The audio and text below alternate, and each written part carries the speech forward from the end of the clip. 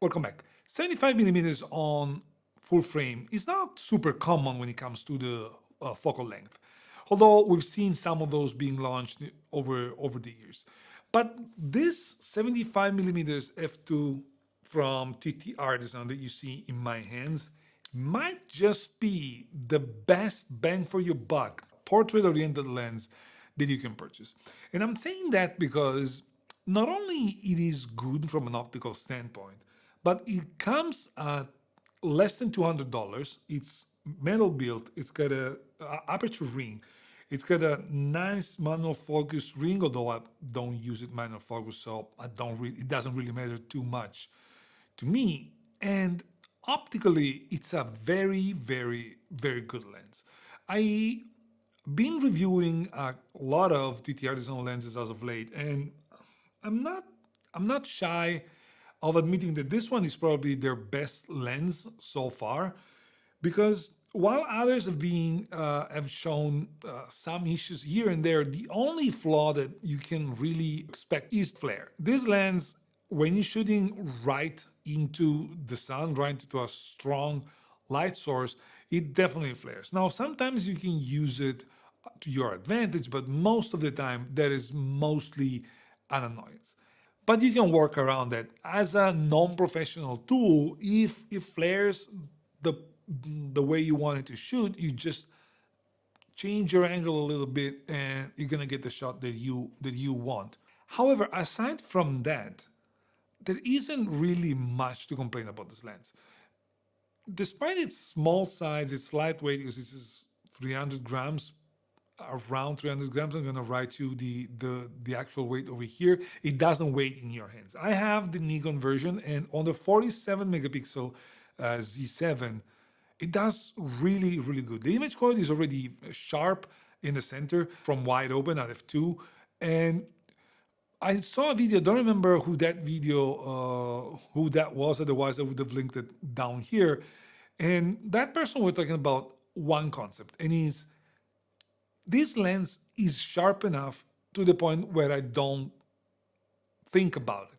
So I know I can shoot wide open. I know I'm gonna get a very good image quality, and I don't think about whether this lens is best at a 4, f2.8, or whatever. It is sharp enough to the point where I just focus on getting the shot that I want. The only thing I need to be aware of is the flaring. Aside from that, it focuses really good.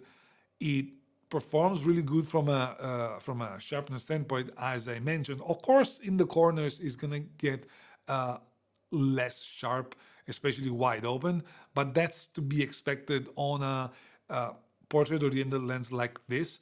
And as you stop down, it gets better, but that doesn't really matter too much. If you're getting a lens like this, a 75 millimeters f2, you most likely shooting this lens wide open or around wide open because you want to blur the background. And when it comes to blurring the background, the bokeh that you get out of this lens is pretty nice. It is creamy, it is smooth.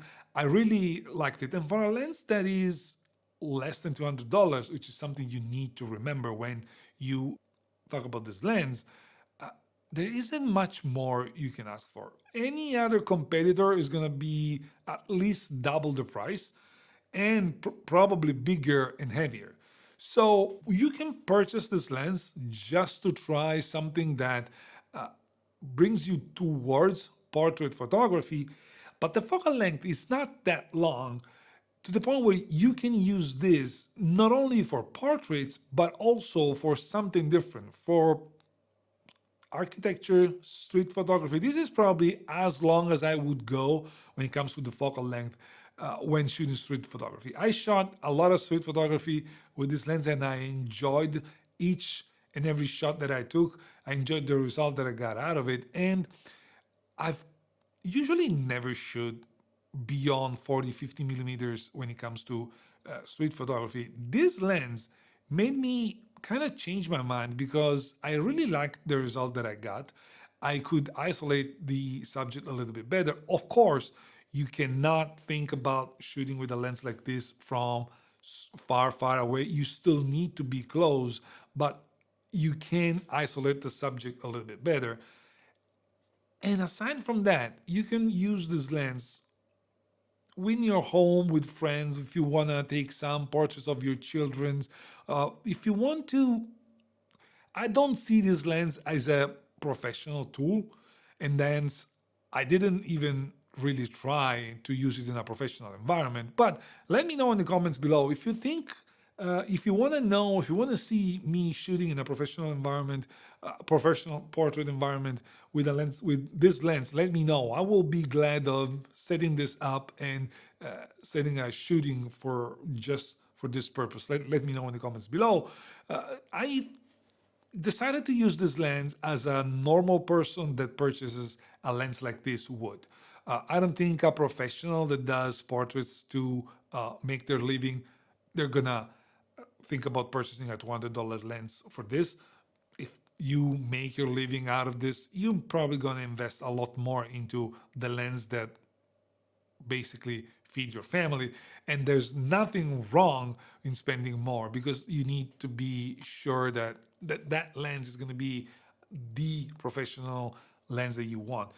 This, I don't see this as a professional lens. I see this as a nice enthusiast lens that gives you, capable of giving you professional results. So again, let me know in the comments below if you want to see me shooting a professional environment, shooting with this lens. I really loved the shot that I got out of this lens, whether it's your wife, husband, partner, children, whatever, friends, you're gonna get them nice portraits. But it's much more than that. It's a lens that is so small and portable that you can pair with another prime in the 28, 35 millimeter range and go out and shoot with just two lenses and get very good shots without bringing too much stuff with you. I didn't want to make this review super technical. This lens is not new. It was launched a few months ago, so it doesn't make too much sense to go super technical. There's plenty of videos that you can watch for that. However, I need to tell you that TTArtisan sent me this lens to test and review, and I get to keep it. But as usual, even if they did that, my enthusiasm that you're seeing in this review is genuine. I wouldn't have praised this lens if I didn't feel like it deserved some praise. It's well built. It's optically very good. It gets you the rear cap that lets you update the firmware if needed. You get an aperture ring, which is kind of a first time as far as I'm tracking for TTArtisan autofocus lens. It's not weather sealed, but you would not expect that from a under $200 lens. But it comes with a hood, which is not as cheap as other lens hood that I've seen, and it's definitely something that you can trust to get you very good results for pretty much everything that you're shooting at. Now, the autofocus has proven to be pretty good with the Z7. However, the Z7 is a really old camera. It's not the top of the line from Nikon anymore, so that means I didn't do any specific tracking test and all that, because my camera, the camera that I'm using for this, isn't the best one. I would probably report results that were basically determined by how the camera operates rather than how the lens operates. And so I decided not to dive into that because it would have been a flawed test. I'm sure you can do much better with a Z3 for sure, or Z8 or Z9. Now, I don't think whoever's shooting on a Z9 or a Z8 is going to be buying one of these, but maybe if you're shooting a Z3, Z6 Mark III, you can definitely think about doing that. Maybe portraits is not your main thing, but you want a lens that can get you that type of look. Go for this. I would highly recommend this because the performance that you get is very, very, very nice, and the handling is it's very like. Let's remove the hood. Once you handle this, it's so small and compact that it's a one-end operation lens, unless you want, of course, you want to change your aperture, that you can, and it's a fairly clicky. nice. It's the exact amount of clickiness that I like on a lens. So well done from that standpoint. And again, I keep rumbling. It's just a good lens for an incredibly good price, and it's built very, very well. One thing I forgot to mention is that while you can mount this lens on APS-C bodies like the Z50, Z50 Mark II, or in Nikon you can mount it on the A6700 and all of the APS-C body that Sony has in their catalog, the focal length on APS-C becomes much more limiting, because while 75 millimeters on full frame are shorter than 85 and then therefore allow you for a more easy way of shooting, on APS-C this becomes almost 110 millimeters equivalent. And that means that you need a lot more room to frame what you want, and it's not something that is a little bit longer than your normal lens, the 50 millimeters, like it would be on, like it is on full frame. It's closer to your 135 on APS-C, and that is a completely different way of shooting. If you know that you can work with that, then by all means get this lens, because even on APS-C you cut the corners, they're a little bit weaker of course compared to the center, and you get a very good image quality anyways. However, you lose the flexibility. For me, this lens's superpower is the image quality together with the versatility that you get with the focal length on full frame. But that's for me. For you, everything may be different, and that's the nice thing about the world. We all have different needs, different opinions, and different way of doing stuff. But you need to know that you're setting yourself up for a completely different way of shooting if you're using this on APS-C. So for me, it's a thumbs up.